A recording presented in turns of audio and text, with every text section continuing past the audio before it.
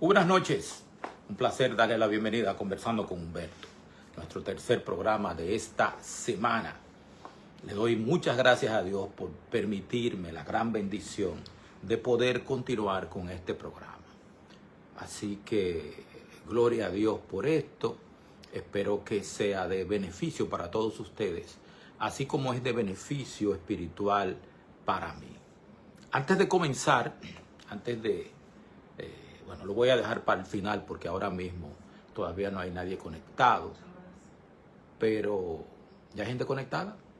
Así que vamos a dejar para el final el anuncio que quiero hacer. Mientras tanto, permítanme por favor tener una breve oración. Eterno Dios, gracias por la bendición de poder venir a estudiar tu palabra aquí en Facebook Live. Bendícenos con la presencia del Espíritu Santo. Perdona mis pecados que son tantos. Y pon en mi mente tu palabra. En el nombre de Jesucristo. Amén. Yo tengo un par de semanas estudiando la iglesia primitiva. Me fascina la iglesia cristiana primitiva. Mis hermanos de la iglesia cristiana primitiva. Muchos de ellos martirizados, como Esteban, como Santiago, el hermano del Señor, como Pedro, como Pablo. Cientos de miles, quizás millones. Cristobalina Veras, muy bienvenida, muy buenas noches. Pues cientos de miles martirizados, o quizás millones, pero de todas maneras, esa iglesia se mantuvo fiel. Nosotros hemos estudiado, la semana pasada y hemos estudiado el compromiso de la iglesia cristiana, de los hermanos de la iglesia cristiana. Buenas noches, Cristobalina. El compromiso que tenían los hermanos de la iglesia cristiana primitiva con la misión. Ellos estaban seriamente comprometidos con la misión. De hecho, en el libro de los Hechos de los Apóstoles, capítulo 8, cuando la persecución de Saulo, que ellos salen, los apóstoles se quedaron dentro de la ciudad de Jerusalén porque no los estaban persiguiendo a ellos, estaban persiguiendo a la base de la iglesia. Y esa base de la iglesia salió y llevó el evangelio a Samaria, que Felipe, el diácono, lo llevó a Samaria. Ellos predicaron en Chipre, en Fenicia, en Creta. Ellos fueron también y predicaron en la iglesia de Antioquía. O sea, ellos plantaron el evangelio donde quiera que iban. O sea, ellos no se callaron, ellos siguieron predicando su evangelio. La pregunta es, ¿cómo se dirigía la iglesia? ¿Cómo estaba organizada la iglesia y quién la dirigía realmente? Porque habían personas que dirigían la iglesia, pero por encima de la iglesia había una persona en particular que la dirigía. Yo voy a leer para ustedes Hechos capítulo 6, versículos 1 al 5. Hechos capítulo 13, versículos del 1 al 4. Había entonces en la iglesia que estaba en Antioquía profetas y maestros: Bernabé, Simón, el que se llamaba Níger, Lucio de Cirene, Manaén, el que se había criado junto con Herodes el tetrarca, y Saulo. Ministrando estos al Señor y ayunando, dijo el Espíritu Santo: apartadme a Bernabé y a Saulo para la obra a que los he llamado. Entonces, habiendo ayunado y orado, les impusieron las manos y los enviaron. Cuando nosotros pensamos en el Espíritu Santo, que era realmente quien dirigía, quien conducía a la iglesia cristiana primitiva, y también conduce a la iglesia ahora, nosotros pensando en el Espíritu Santo, pensamos en Pentecostés. Pensamos en los milagros, pensamos en los milagros de salud que se hacían, la conversión de miles, 3,000 en un solo día se convertían. Pensamos en la predicación poderosa. Eso es generalmente lo que pensamos cuando viene a nuestra mente el Espíritu Santo. Pero el libro de los Hechos revela una faceta más amplia. El Espíritu Santo también dirigía la administración de la iglesia cristiana primitiva. Y hay evidencias bíblicas de eso. Y es de eso que vamos a hablar en esta noche, por breve tiempo, pero vamos a hablar. Para la iglesia apostólica, para la iglesia cristiana primitiva, no existía separación entre lo espiritual y lo administrativo. Administrar la iglesia y la parte espiritual de la iglesia, para ellos era lo mismo. Para ellos era lo mismo. Administrar también era y sigue siendo ahora en pleno año 2026, sigue siendo un acto espiritual. Yo siempre lo he dicho varias veces. La iglesia no se gestiona como si fuera una empresa secular. O sea, la iglesia no es la Coca-Cola Company. Ciertamente que nosotros utilizamos medios, herramientas que son útiles para todo tipo de administración secular o religiosa. La planificación financiera, la planificación estratégica, la presupuestación, la gestión de personal, todo eso se utiliza. Pero en el mundo espiritual, aunque eso se utilice, eso no es el todo de la obra. Administrar, hoy solemos decir, esto es un asunto administrativo. Pero los apóstoles no pensaban de esa manera, ni tampoco los hermanos. Yo creo que si a los apóstoles le hubiesen preguntado, esto es un asunto administrativo, ¿qué hacemos? Yo estoy seguro que los apóstoles le hubiesen dicho, precisamente porque es un asunto administrativo, nosotros necesitamos al Espíritu Santo. Y realmente es así. El Espíritu Santo es necesario en todos los aspectos de la gestión de la iglesia porque no es una institución secular. El objetivo no es obtener ganancias ni beneficios. El objetivo es salvar almas. Ese es el objetivo, salvar almas. Entonces, cuando nosotros leemos el libro de los Hechos, y perdonen que a veces no miro la cámara, cuando nosotros leemos el libro de los Hechos, mucha gente piensa que el libro de los Hechos es la historia, que el protagonista es Pedro, o que es Pablo, o que es Juan, o que son las diferentes iglesias. Stephanie Lundi, mi hermana querida, muy bienvenida, buenas noches. Que son las diferentes iglesias. Sin embargo, bendiciones, mi líder. Sin embargo, el verdadero líder, el líder de la iglesia primitiva era el Espíritu Santo. No eran ni Santiago, ni Pedro, ni Pablo, ni Apolos, ninguna de esa gente. Era el Espíritu Santo porque el Espíritu Santo lo dirigía absolutamente todo. El Espíritu Santo inspira, llama, corrige, prohíbe, envía, organiza. La iglesia nunca aparece funcionando, la iglesia cristiana primitiva, nunca aparece funcionando al margen del Espíritu Santo. No se puede. La iglesia no puede funcionar al margen del Espíritu Santo. Nos vamos al primer encontronazo que tuvo la iglesia interno. El primer encontronazo interno está en Hechos 6. Lo habíamos comentado en varias oportunidades. En Hechos 6 se nos narra el caso de que las viudas de origen griego que vivían en Jerusalén se quejaban de que no le estaban dando alimentos, no le estaban proveyendo como se proveía a las viudas de origen hebreo. Ustedes recordarán, porque lo hemos leído en Hechos 2, en Hechos 3, o sea, prácticamente todo el libro de los Hechos, pero al principio más, los hermanos de la iglesia aportaban recursos para el sostenimiento, no solamente de la evangelización, sino también para el sustento de los pobres. Ya dimos un tema esta semana, el martes, sobre eso. Pues entonces hubo una queja en medio de este servir las mesas, de proveer alimentación, sustento para las viudas más pobres. Hubo una queja, no digo que los apóstoles, que eran quienes servían en la mesa, estaban sesgados a favor de las viudas hebreas, sino que en el tráfico de esa comida y esas cosas, pues las viudas griegas iban quedando fuera. ¿Qué pasó? La primera crisis fue administrativa.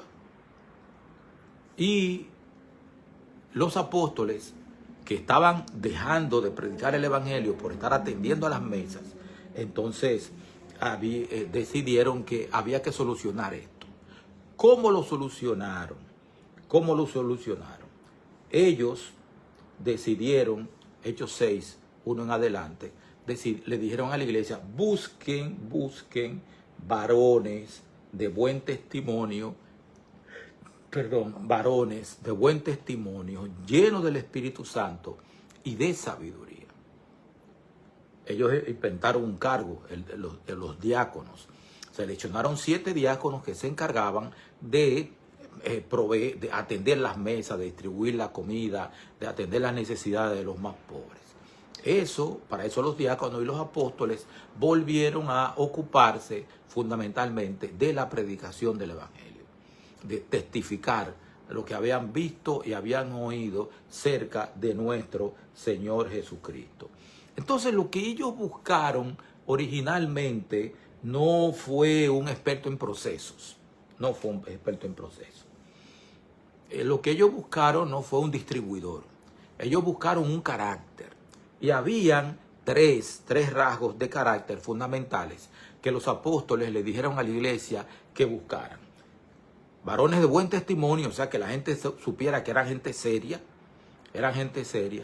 llena del Espíritu Santo, gente de oración, del estudio de la Biblia, de comunicarse con Dios, y de sabiduría, esa que es, no la inteligencia, no, que hay que tenerla también, pero sabiduría, que es saber interpretar y aplicar las cosas que Dios manda. O sea, ellos buscaron un carácter. Y eso no quiere decir que la gestión de la iglesia, la administración de la iglesia, comienza con un carácter. Usted puede tener todos los títulos que usted quiera y son necesarios. Hacen falta esa capacidad, esa capacitación, ese entrenamiento, esa información, todo eso hace falta. Pero si usted no tiene el carácter, que es lo que pasa muchas veces, no en la iglesia, sino en el mundo secular, se va a encontrar con lo que pasa con la gestión del Estado. Gente sumamente preparada, con muchos títulos, muchas capacidades, y al final terminan presos, o desacreditados, o terminan ricos con dinero que no es de ellos. Entonces, en la iglesia primitiva, la gestión de la iglesia nacía del carácter. O sea, el Nuevo Testamento nunca separa liderazgo de santidad. Nunca. O sea, usted para ser líder tiene que ser santo. En la iglesia primitiva, la iglesia del Nuevo Testamento. Antes de administrar recursos, en la iglesia primitiva del Nuevo Testamento, antes de administrar recursos, había que administrar la vida propia, la propia vida. Que maneje bien su casa. Fue una de las características que Pablo le dijo a Timoteo que tenía que aplicar a aquellos que desearan obispado. El que apetece obispado, buena obra desea. Ministro, bienvenido. Entonces, primero usted tenía que organizar su casa, tenía que ser un tipo de un testimonio y de un carácter reconocido.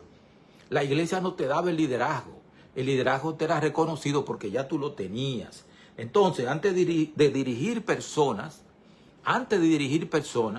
había que dejarse dirigir por el Espíritu Santo. Por eso, en los términos de referencia, en las especificaciones técnicas, para ser diácono, en Hechos 6, se pidieron 3 características. Las repito ya por 4ª vez, aquí lo dejo. De buen testimonio, llenos del Espíritu Santo y de sabiduría. O sea, el Espíritu Santo tenía que estar involucrado. Entonces, el orden es el siguiente. Lo voy a ir leyendo aquí. Carácter, Espíritu Santo, servicio, organización.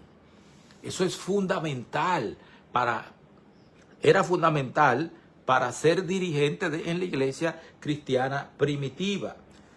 Pero ahora muchas veces invertimos el orden. Primero damos el cargo y después esperamos que aparezca el carácter. O que sea santo después. Esperamos eso. Otra cosa importante con respecto a la participación activa del Espíritu Santo en la formación de la iglesia cristiana primitiva es que el Espíritu era un agente activo, presente. Ustedes recordarán en Hechos 5, cuando Ananías y Zafira pretendieron engañar a la congregación, Pedro les dijo: ustedes no le han mentido a los hombres, le han mentido a Dios, le han mentido al Espíritu Santo. Y ahí se murieron, uno primero y el otro después. Y en Hechos 13, como leímos al principio, Hechos 13, lo voy a buscar aquí, porque lo voy a leer de nuevo. Hechos 13, 1 al 4. Había entonces en la iglesia que estaba en Antioquía profetas y maestros. Bernabé, Simón, el que se llamaba Níger, Lucio de Cirene, Manaén, el que se había criado junto con Herodes el tetrarca, y Saulo.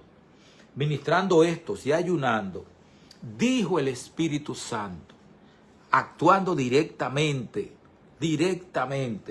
apartadme a Bernabé y a Saulo para la obra a que los he llamado. Entonces, habiendo ayunado y orado, les impusieron las manos y los despidieron. O sea, la iglesia lo que hizo fue confirmar lo que el Espíritu Santo ya había dicho. El Espíritu Santo dijo, apártenme a Bernabé y a Saulo. Y la iglesia le puso la mano y le dijo, váyanse a hacer lo que el Espíritu Santo les está pidiendo. O sea, el primer viaje misionero de Pablo no nace de una decisión de una junta, un consejo misionero que decide dónde hay que ir, cuándo hay que ir. Es el Espíritu Santo que entra activamente en la iglesia de Antioquía, o sea, y toma la decisión. Es el Espíritu Santo que dice, tienen que ir Bernabé y Saulo.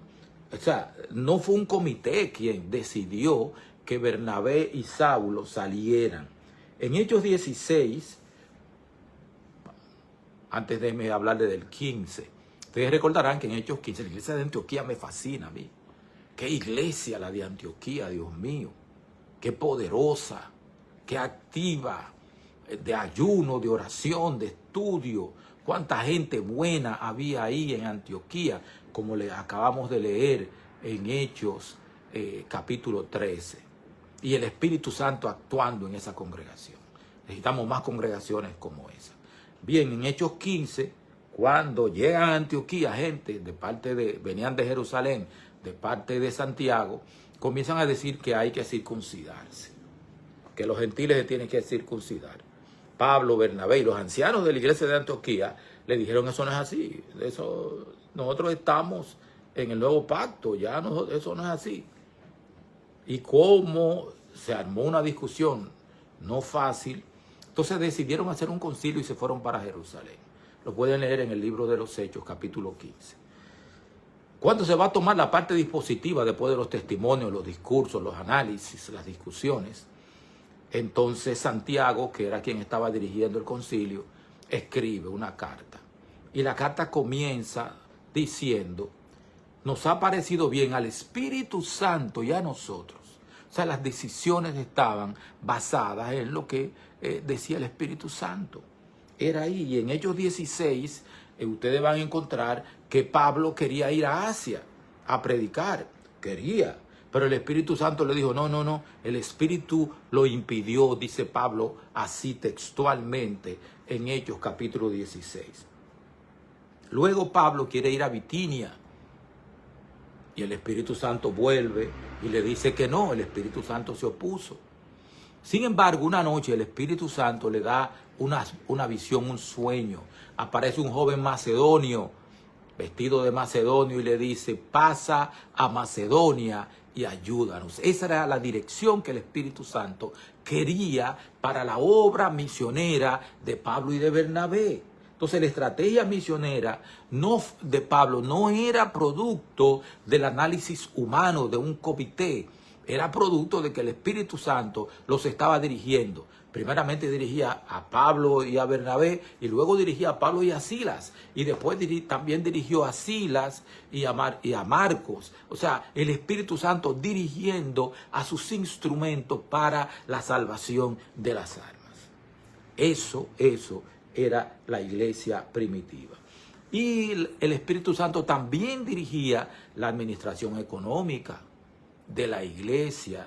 Todo eso lo podemos encontrar en Hechos 2, Hechos 4, Hechos 11, Hechos 24, Romanos 15. Ustedes recordarán que se hacían colectas En Hechos 2, los hermanos vendían propiedades para poder financiar el evangelismo de la iglesia y atender las necesidades de los pobres. Porque la iglesia siempre ha sido iglesia de pobres. Generalmente, el grueso de los miembros de las iglesias cristianas son gente de clase media baja, obrero y de ahí para abajo. Entonces, la iglesia proveía para ellos. Y vuelvo a repetir algo que yo dije el martes. Me acuerdo bien de Anunciada Galván, de la iglesia de Alma Rosa, y de mi esposa, que también tiene el mismo virus de Anunciada. Ellos no pueden ver a una gente pasando necesidad. Ellos de una vez, Anunciada tenía un ministerio, está enferma de cáncer ahora, está en cama, pero ella tenía un ministerio que ya hacía colectas y una vez al mes ella repartía fundas, no como la funda que da el gobierno, que tú te la comes en una sola comida, un solo almuerzo, ya se fue todo. Las fundas que daba Anunciada te duraban una semana de alimentación. 10 libras de arroz, salsa, espagueti, leche, chocolate, tuna, sardinas, o sea, todas las cosas que tú necesitabas para comer una semana estaban ahí. Mi esposa el mismo tipo de espíritu. Así que la iglesia la iglesia cristiana primitiva hacía colectas. Cuando Pablo fue hecho prisionero en Jerusalén, lo que Pablo fue a hacer a Jerusalén, no fue a sentarse a conversar con Santiago. Él fue a llevar una ofrenda que había colectado para los hermanos con necesidad. Hechos capítulo 24, segunda de Corintios 8 y 9, Romanos capítulo 15. O sea, habían ofrendas, distribuciones, ayuda a los pobres, socorro a iglesias. También Pablo tenía gente que iba con él a distribuir. O sea, siempre él decía, no, manden a alguien conmigo para que sean testigos de que yo no me cogí estos cuartos, que este dinero lo entregué a quien tenía que entregarlo. Eso hacía Pablo, rendición de cuenta.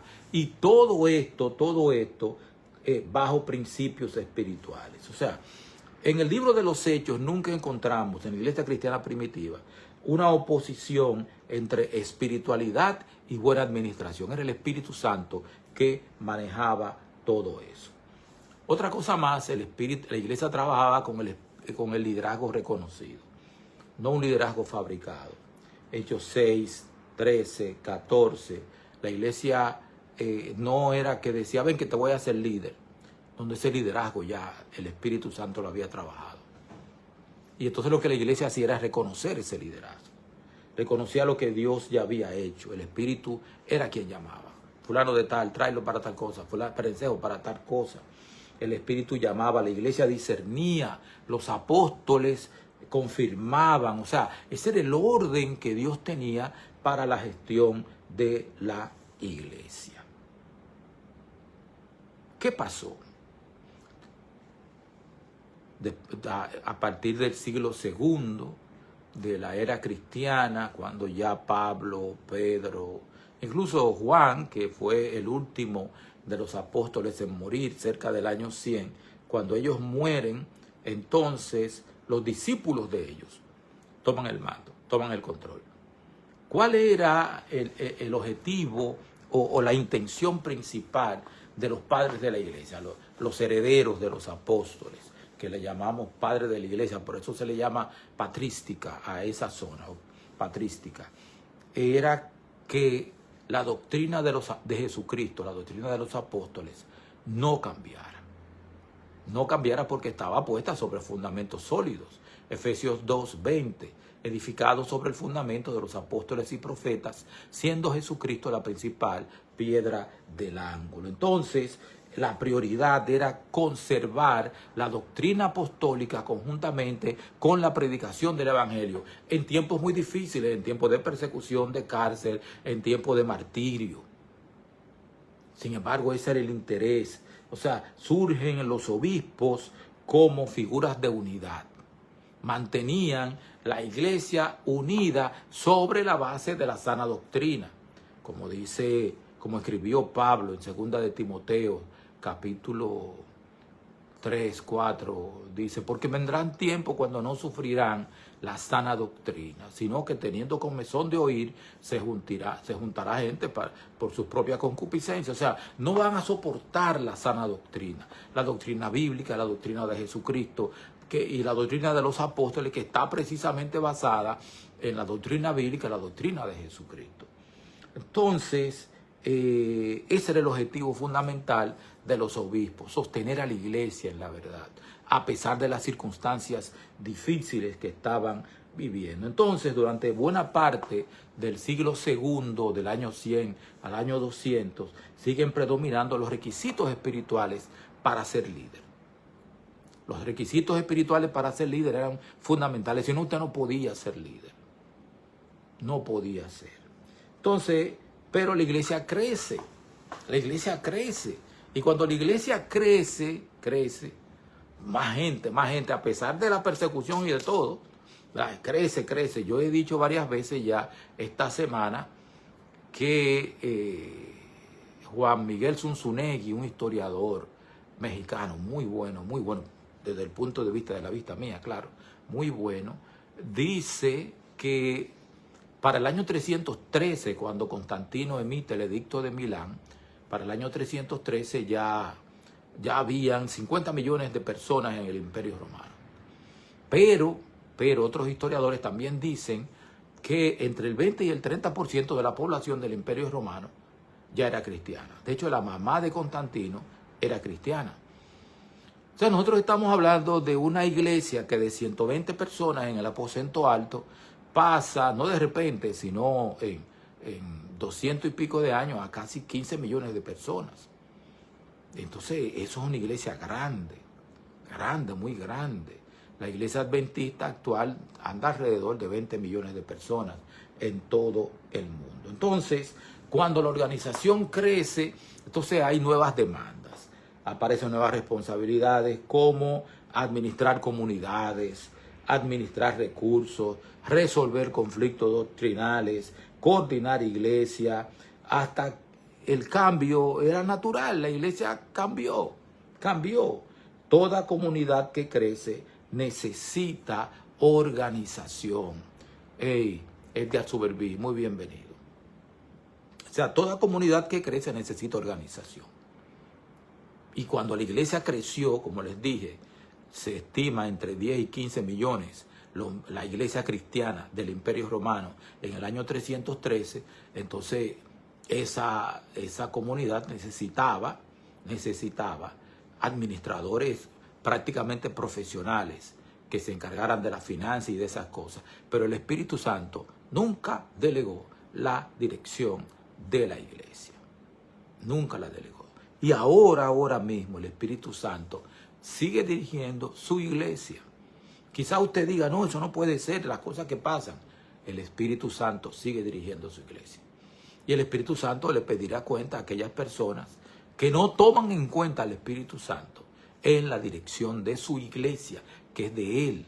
Acuérdese que Jesucristo, el Espíritu Santo es el vicario de Jesucristo, es representante de Cristo en la tierra y por lo tanto es el administrador de la iglesia cristiana. A pesar de todo lo que dicen y todo lo que se mueve y de yo soy el representante de Cristo en la tierra, es el Espíritu Santo. Eso es lo que dice la palabra de Dios. Así que yo le doy gracias a Dios, porque el Espíritu Santo caminó con la iglesia primitiva. Pero el Espíritu Santo ha caminado con la iglesia a través de todas las etapas. A partir del año 31 hasta hoy, que estamos a 16 de julio del año 2026, el Espíritu Santo sigue dirigiendo su iglesia. Y el Espíritu Santo apoya a la gente que trabaja para su iglesia. El sábado pasado, antepasado, ¿cuándo fue que predicamos en Molinuevo, mi amor? El antepasado, sí. El sábado antepasado me tocó ir a predicar a una iglesia que ayudé a plantar. El Espíritu Santo dirigió eso. No que yo soy un santo, yo soy todo menos santo. Y también soy miembro ahora, mi nombre está en los libros de la Iglesia de Luz de Cristo, una congregación que también ayudé a plantar. O sea, el Espíritu Santo, inclusive a gente como yo, la dirige y lo lleva a hacer una obra, que soy menos que nada.